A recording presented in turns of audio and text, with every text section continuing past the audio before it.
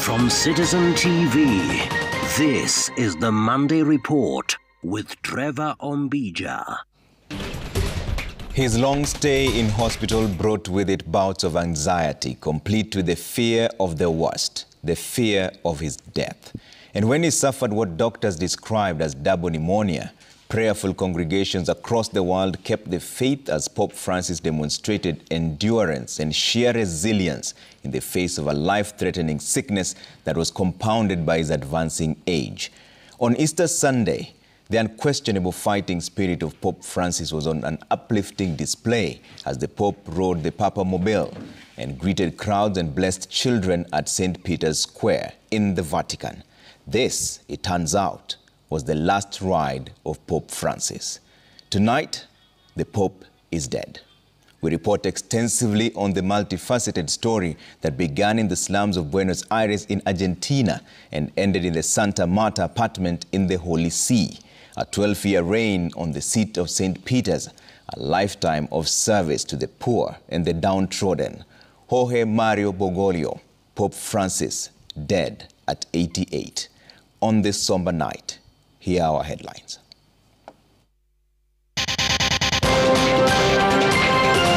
Pope Francis' compassion embraced all humanity, and today he will be mourned by Catholics and non-Catholics alike. 9 days of mourning begins. World leaders pay tribute to Pope Francis, who died aged 88. Na zaidi aliweza kutetea haki na kusinikiza hali za kuleta amani katika sehemu nyingi. Mourning the Pope. President Ruto leads Kenyans in mourning the Pope, with Catholic Church leaders describing him as a man of compassion. Because when the cardinals are voting on who should be Pope, they are supposed to be completely removed from the world. They are to have no communication outside the conclave. What next? Focus now shifts to cardinals who will elect the new pontiff as burial rituals get underway. Inside President Ruto's visit to China, debt and infrastructure funding tops President Ruto's state visit.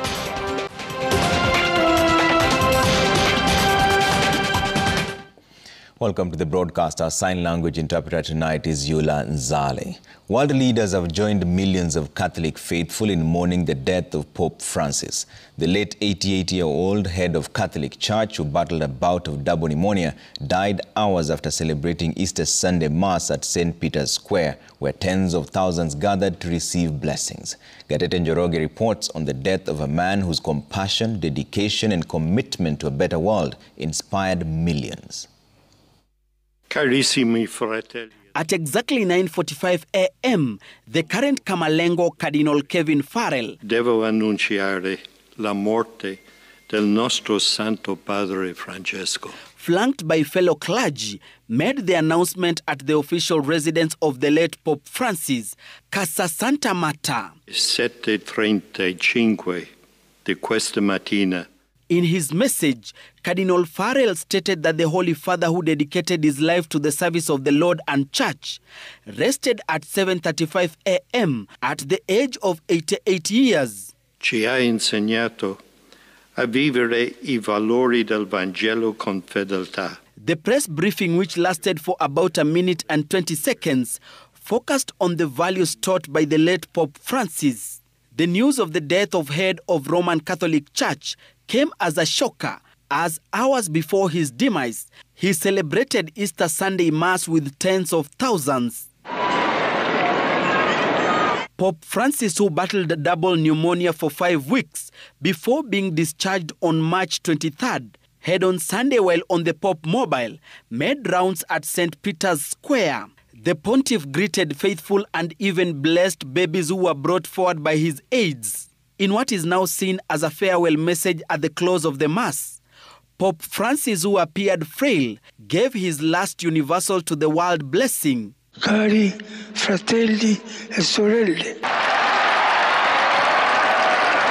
He later met with the U.S. Vice President J.D. Vance, who was on a 3-day visit in Italy. This was the last official function the late pontiff had before he breathed his last on Monday morning. Pope Francis, who remained active in duty even in the face of sickness, has been remembered as a selfless person whose compassion and love transcends religion. King Charles III, in his message, mourned Pope Francis as a man whose work and care for both people and planet touched the lives of many. He was a good man, worked hard. He loved the world, and it's an honor to do that. U.S. President Donald Trump, who mourned Pope Francis, has ordered for flags to fly at half-mast in honor of the pontiff. Ukraine President Volodymyr Zelensky, whose country is in war with Russia, in his message says he prayed for peace in Ukraine and for Ukrainians. He urged the world to invest in what he referred to as the weapons of peace, to help the most vulnerable, to fight hunger, to advance development. Our divided and discordant world will be a much better place if we follow his example of unity and mutual understanding in our own actions. Pope Francis' compassion embraced all humanity, and today he will be mourned by Catholics and non-Catholics alike. Pope Francis, who believed in building bridges of understanding between religions and cultures, has been mourned by Dubai Deputy Ruler Maktoum bin Mohammed, who says the world has lost a voice of wisdom and a global symbol of humility and compassion. It is a testimony shared not only by world leaders, but also church leaders and Christians across the world to celebrate a life well lived. When I heard this morning that he'd passed away, I felt even more blessed that he'd come out so close to the end, and I saw him. And so that's why I really wanted to come here to the Holy Doors today. Following his death, morning bells rang throughout the Vatican City and flags were lowered to half-mast. Gatete Njoroge, Citizen TV, Nairobi. Now back at home, President William Ruto led Kenyans in mourning Pope Francis. Several other leaders, including former President Uhuru Kenyatta and Catholic Church leadership in Kenya, paid tribute to the late Pope. Nairobi Archbishop Philip Anyolo described Pope Francis as a beacon of equality and compassion. Willie Lusige has more. The announcement of Pope Francis' death on Easter Monday elicited an outpouring of tribute across Kenya. President Ruto termed Pope Francis' death as a significant loss to the Catholic faithful and the Christian world, describing him as a leader who embodied humility and fought for equality and justice, especially for those living in poverty. Former President Uhuru Kenyatta praised Pope Francis' 2015 visit to Kenya, noting how it fostered unity among different religious denominations, both locally and globally. Catholic Church leaders in the country, led by Nairobi Archbishop Philip Anyolo, mourned Pope Francis, describing him as a Catholic leader who championed equality and justice for ordinary people worldwide. Nyeri Archbishop Anthony Muheria described Pope as a symbol of compassion. Mungu amemuita kwake apumzike mahali pema peponi. God gives and God takes away. And we as a Catholic Church are united in praying for his soul, are united in this morning, knowing that he has been a special gift to us. Dear Kenyans, gratitude also should be shown through our prayers for him. Many church leaders, including Malindi Bishop Wilbard Gitoho Laho, who had a personal interaction with the Pope, lauded his down-to-earth character. When we went to Vatican last year, we literally stayed in the same building, and during meals time, we'll be in the same dining room, and that was his own message of saying he wants to be closer to people. Iliweza kutetea haki na kusinikiza hali za kuleta amani katika sehemu nyingi. Umemwona Sudan, nia yake kwa watu wa Gaza na watu wa Ukraine kwamba vita visitishwe. Ujumbe wake ulikuwa ni ujumbe wa kuwafikia watu walio pembeni, wale ambao aliwaita the marginalized, wale ambao labda hakuna mtu anayewafikiria.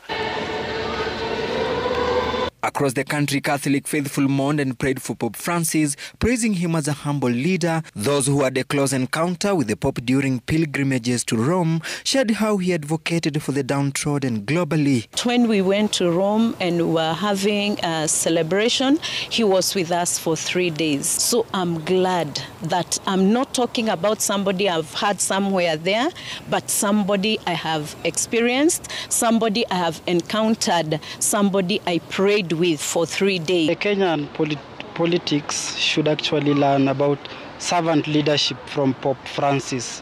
They should put the interest of the citizens, just like Pope placed the affairs of the Christians at the heart. The Catholic faithful expressed that they will deeply miss Pope Francis, hoping that his successor will follow his footsteps.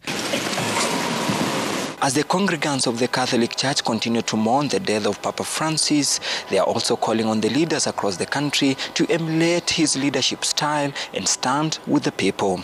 Willie Lusige, Citizen TV, Holy Family Basilica, Nairobi. Now, Pope Francis's papacy was shaped by his early beginnings of humility in Argentina. The first pope to be elected from outside the traditional European countries, Pope Francis sought to bring change to the centuries-old Catholic establishment and address historical challenges.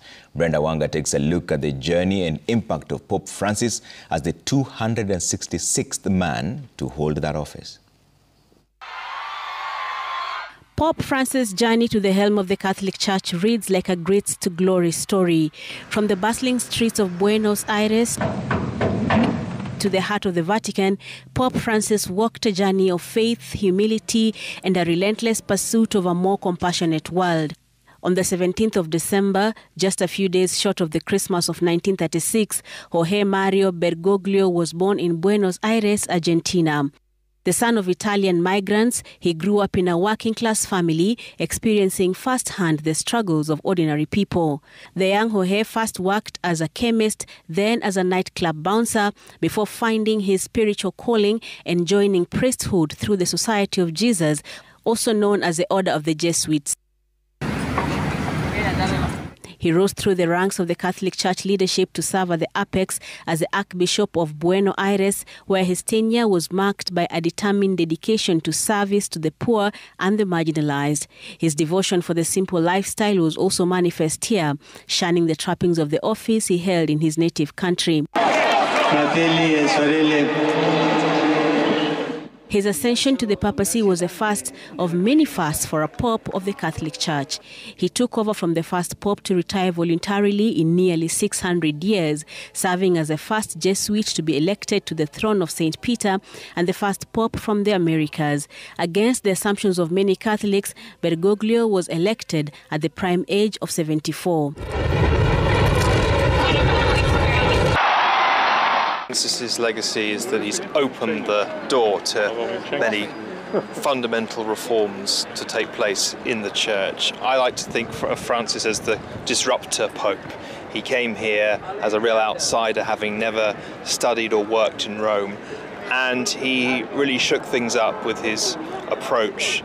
And on the 13th of March 2013, the world watched as Cardinal Bergoglio was elected Pope, choosing the name Francis after Saint Francis of Assisi, the saint of the poor. Pope Francis's papacy stayed true to his leadership style, one defined by humility. His emphasis on mercy and his call for a church that is close to the people. Right from the beginning, he made it clear that he would stay true to the traits of Saint Francis of Assisi, whose name he took. He shunned the ornate papal apartments and lived in a Vatican guest house and rode in a modest vehicle.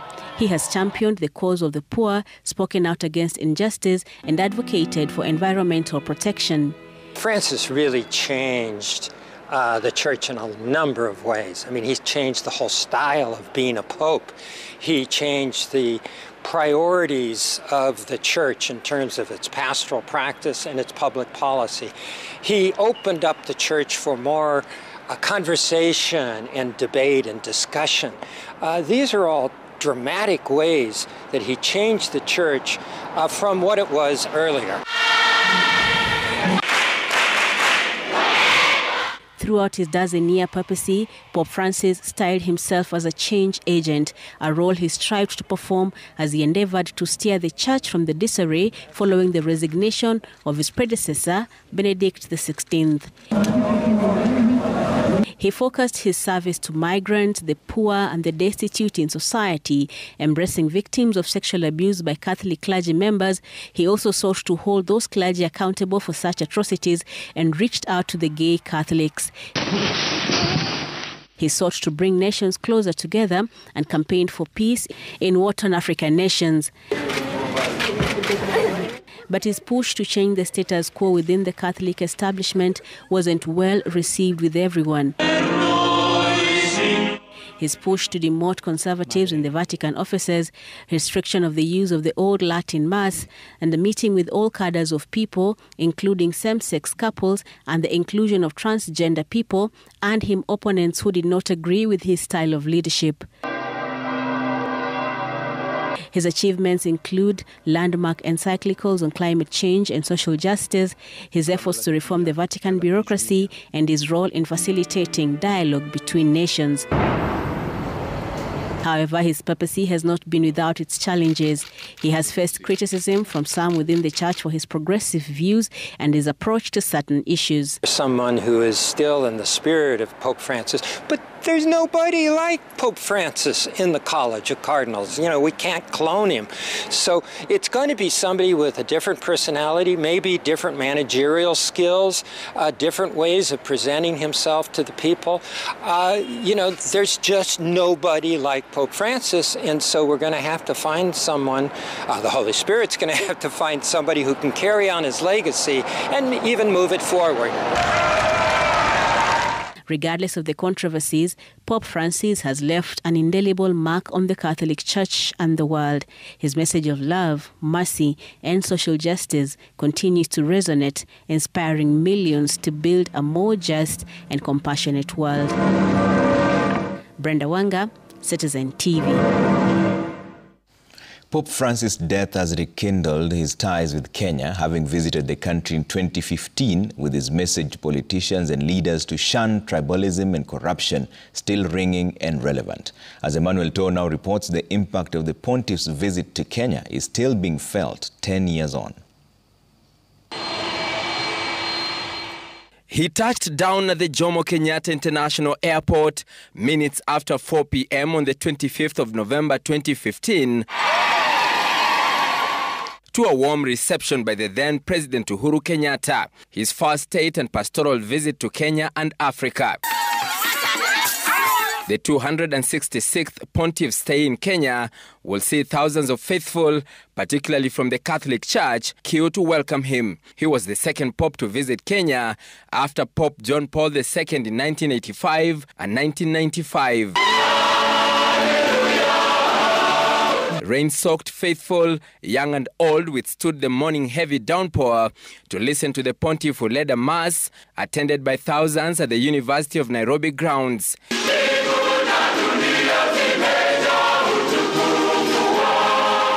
The memories of the service still fresh in the minds of some of those who attended the service. Tukikumbuka wakati alipotembea hapa kwa nchi yetu Kenya, alitembea kule ambako ni kwa wale ambao wako chini. Of course alitembelea viongozi wa nchi na wa kanisa, lakini pia tulimuona alienda pale Kangemi, kaenda akakutana na wanarika wadogo pale Kasarani. This purple dais at the University of Nairobi, which was built just before his visit, declared by the government as a national monument. The structure and the surrounding compound, measuring approximately 1 acre along Uhuru Highway, is protected by the government. During the construction of the 27-kilometer Nairobi Expressway, a 4-lane dual carriageway, the contractors were forced to redesign the road to avoid the demolition of the dais.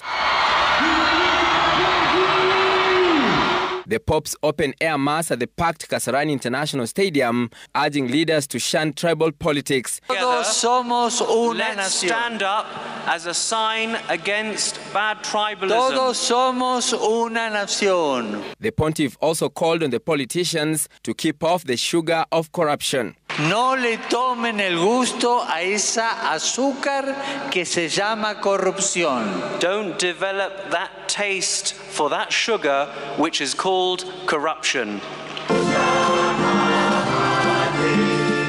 During the visit, the Pope also visited the Kangemi slum, where he called on those who have to share with the less fortunate in the society.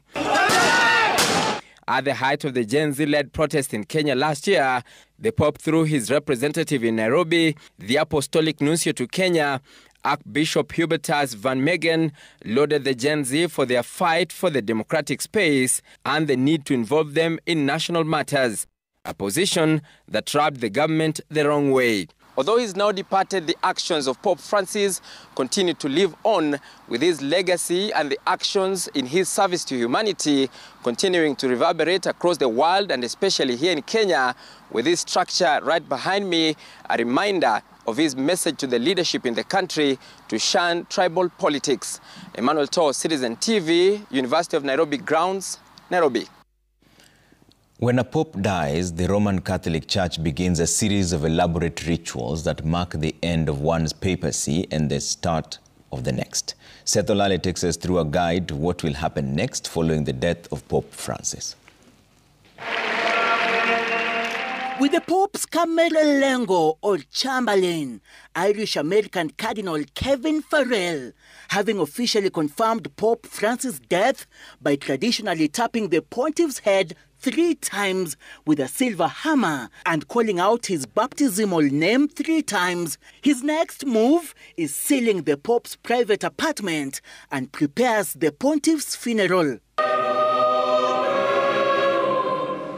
The Pope's Chamberlain and 3 assistants chosen by lot from among the cardinal electors decide when the Pope's coffin will be taken into St. Peter's Basilica for public viewing. They also make sure the Pope's fisherman's ring and his lead seal are destroyed to prevent forgery. Mourning rites last 9 days after the death announcement, with the date of the funeral and burial to be decided by the cardinals. The funeral would normally be expected to be held 4 to 6 days after the death in St. Peter's Square. But unlike his predecessors, the late Pope Francis stated that he will not be laid to rest in the crypt of St. Peter's Basilica. Instead, he said he would be buried in Rome's St. Mary Major Basilica. Popes are traditionally buried in a casket of cypress wood, sealed inside a larger lead casket, and then covered with an outer pine box. The College of Cardinals oversees the day-to-day business during the interregnum.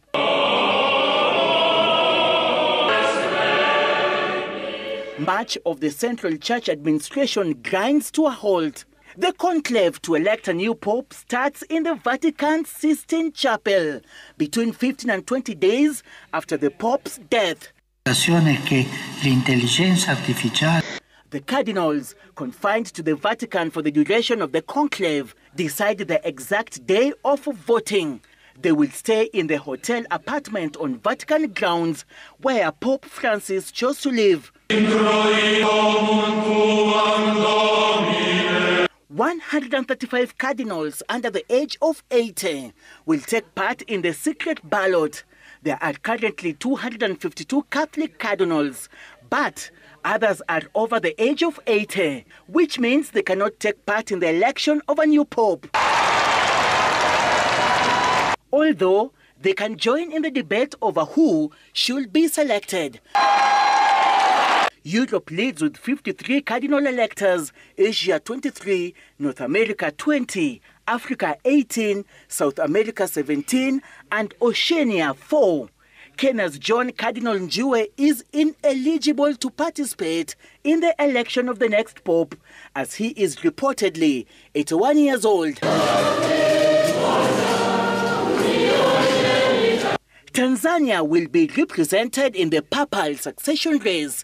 Cardinal Protas Rugambwa, who is 65 years old and was recently appointed a cardinal by Pope Francis, is properly eligible to vote. Out of the 135 cardinal electors, 109 of the eligible cardinals were appointed by Pope Francis, 22 were appointed by the late Pope Benedict, while 5 were appointed by the late John Paul II. The cardinal electors need a majority of at least 2/3 plus 1 to elect the new pope, so the voting can take several rounds spread over numerous days. When the conclave has finally elected a pope, he is asked if he accepts and what name he wishes to take.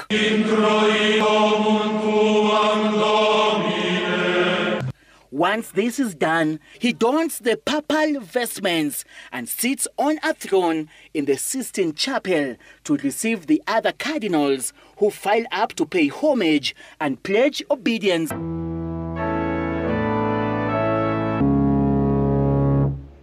A Vatican official then burns the paper ballots with special chemicals to make white smoke pour out of the chapel's chimney to announce a new pope has been elected. Annuncio vobis gaudium magnum, habemus papam.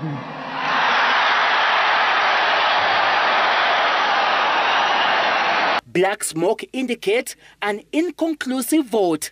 The new pope then appears in his papal robes and gives the crowd his blessings through the Urbi et Orbi, which translates to the city of Rome and the world.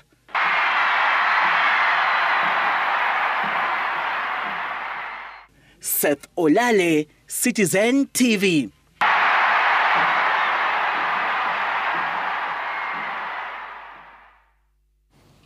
Pope Francis, who died earlier today, was the 266th Pope and the head of the Roman Catholic Church. The institution of papacy dates back to the days of St. Peter, who is considered the first Pope of the Catholic Church. Citizen TV's Mary Mwoki shines a spotlight on the history of the papacy.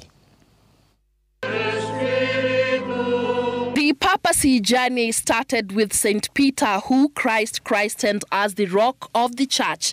A fisherman turned leading apostle of Jesus, Peter served from around 30 to 64 AD, a man whose death was eerily similar to that of Christ, only that he was crucified upside down under Emperor Nero, right where the Vatican now stands, hence the name St. Peter's Basilica. Peter's legacy still anchors the faith of the Catholic Church to this day.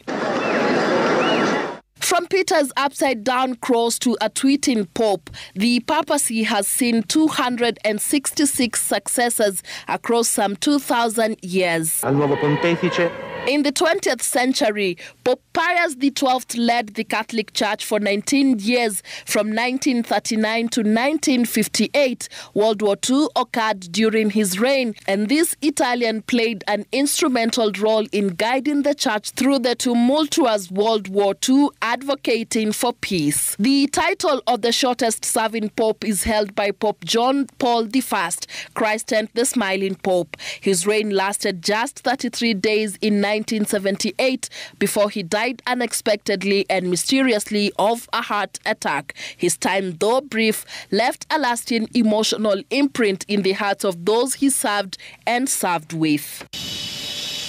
In more recent times, the second longest serving pope was John Paul II, who was elected in 1978. He held the office for a record 26 years and became a globally beloved figure across generations.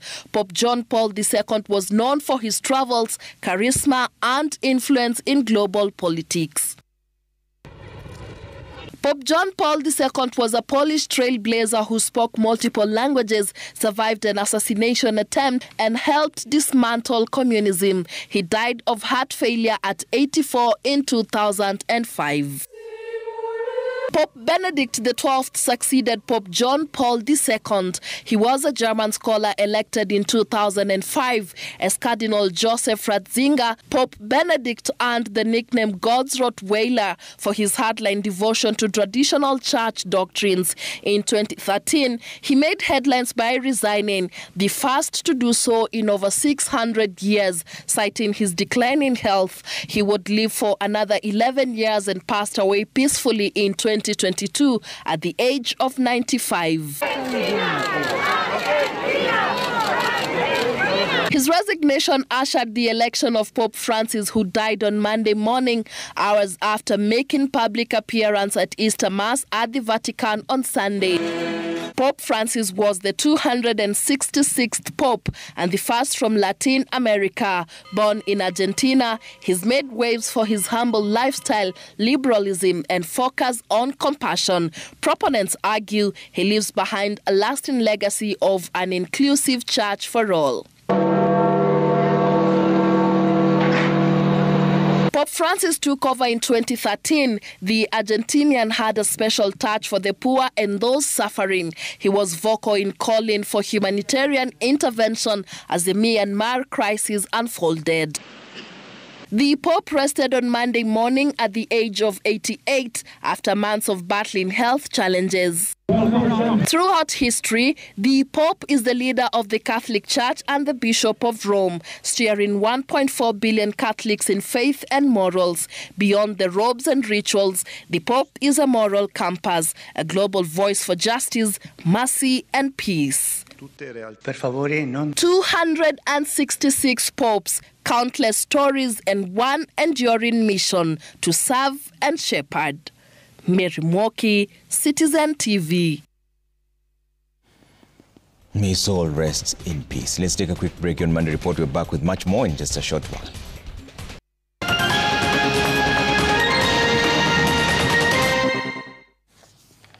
Welcome back. So President William Ruto departs tonight for a state visit to China. The visit by the president comes against the backdrop of intensifying global trade wars, with Kenya, a strategic ally of Beijing, seeking to tap onto the growing Chinese investments through the Belt and Road Initiative for economic growth. Ayub Abdikadir has more. President William Ruto will visit Beijing and meet with President Xi Jinping as reciprocal trade tariffs between America and Beijing deepen, with shockwaves in the aftermath of the tariffs ripping through the global markets. State House spokesperson Hussein Mohammed outlined that the purpose of the state visit, saying that President William Ruto's visit will build on the comprehensive strategic partnership established in 2017 through the Belt and Road Initiative to advance Kenya's infrastructure connectivity. While in Beijing, President Ruto will also hold bilateral talks with President Xi, with the talks set to center around economic transformation, sustainable development and global cooperation that will focus on the trade wars between China and America. During the state visit, President Ruto will also deliver a keynote address at Peking University, with Africa's immense potential as an investment destination hub set to make up his address. Commencement ceremony.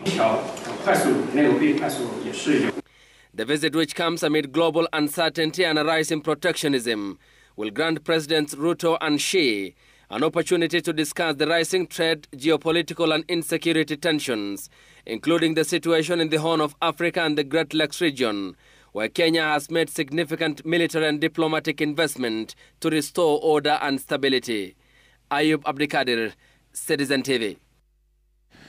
Search and rescue and recovery efforts for two people who are believed to have fallen into a septic tank after it caved in entered the second day today in Bamburi's Mwisho area in Mombasa.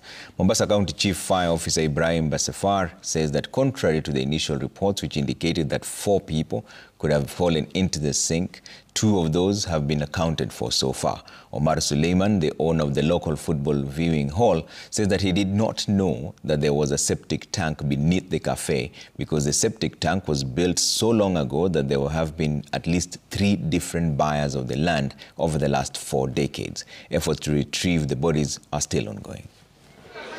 Mimi nilikuwa nimekaa nao hapo, hao jamaa wawili walioanguka, mimi nilikuwa ni watatu. Baada sasa mimi nikatoka zangu nje, kutoka nje kukaa kidogo, nikasikia mshindo apige huko ndani. wala watu wakaambia ile kuna mimi kuingia ndani na unakuta poromoka. Dongo la kwanza waliingia wao chini, dongo la kwanza kija kafinika. Ukaja ukuta wa pili kuja kafinika, ukuta wa tatu kuja kumalizia na tangi la maji moja juu. Moto ulipopotea ni kama kuna watu kadhaa waliokoleka, kwa maana wengine walitoka nje. Wale waliobakia pale ndani ndio lile shimo likawazamisha. Hebu fikiria ingekuwa moto bado huko mpira waendelea, kungezama watu wengi sana pale ndani. And away from that, Radio Citizen joined congregants of the Word of Faith Church in Mbale Town, that's in Vihiga County, to celebrate the resurrection of Jesus Christ during the Easter weekend. The station's management emphasized the importance of connecting with communities as a way of strengthening the bond that has kept Radio Citizen at the top as the leading radio station in Kenya. Radio Citizen head of radio Tina Ogal led a team of presenters in the special Easter service. Congregants had a rare opportunity to interact one-on-one with the presenters.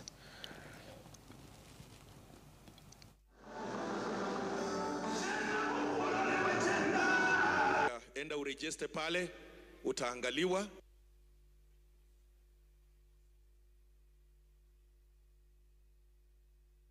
Japo sisi ndio ni watangazaji, lakini hata sisi katika utangazaji tuko katika nini? Huduma. Kuna wale wako huduma kwenye mpira, kuna wale wako huduma ni mawakili, kuna wale wako huduma ni wafanyabiashara. Sisi tuko katika huduma ya utangazaji, kuboresha jamii, kufunza jamii, kuelekeza jamii na kuhakikisha kuwa tunafungua macho ya jamii kuwa tunakuwa watu bora katika jamii, si ndio? Tumefurahi kuwa hapa. Mimi niko nyumbani, si ndio? Simbengo. Si ndio? Mmefurahi kutuona. Wageni si wamefika? Kenya yote inajua tuko hapa, si ndio? Kusherehekea Pasaka na nyinyi. Si mmebarikiwa? Hebu salamu Kenya yote ijue tumekuja hapa. Unaona hii?